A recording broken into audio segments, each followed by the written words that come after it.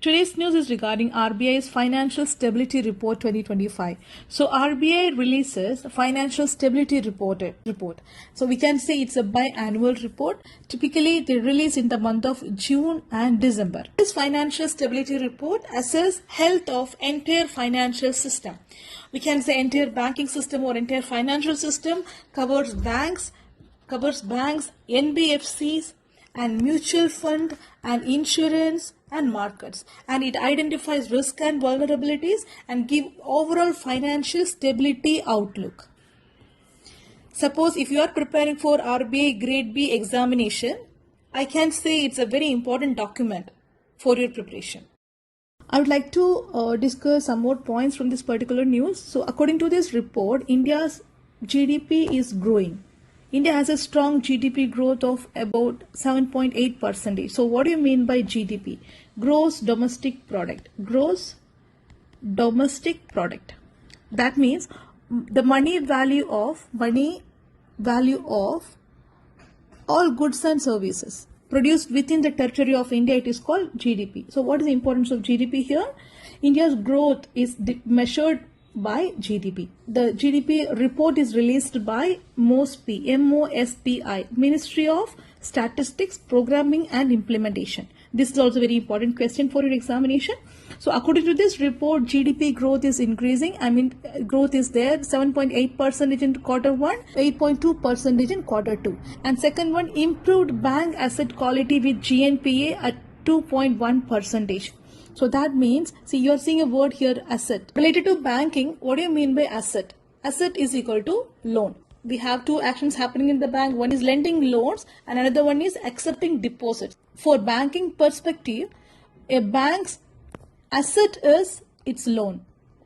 Okay, a bank's liability is deposit. Why deposit is a liability for bank? Because if I am depositing 1 crore rupees in a bank, this bank is liable to pay the 1 crore to me or to the customer whenever we ask, right? So that's why deposit is a liability of a bank. So there are two concepts we discuss here. One is asset and liability. So what is bank's asset? It's loan. What is bank's liability? It is deposit. Don't forget it. According to this report, there is an improvement in bank asset quality with GNPA. Okay, how can we say that bank's asset is increasing or the quality is increasing? With the GNPA. What in with GNPA? We'll see what is NPA now. NPA, that means non-performing asset. Suppose if I am taking 1 lakh rupees from the bank, I am not paying any interest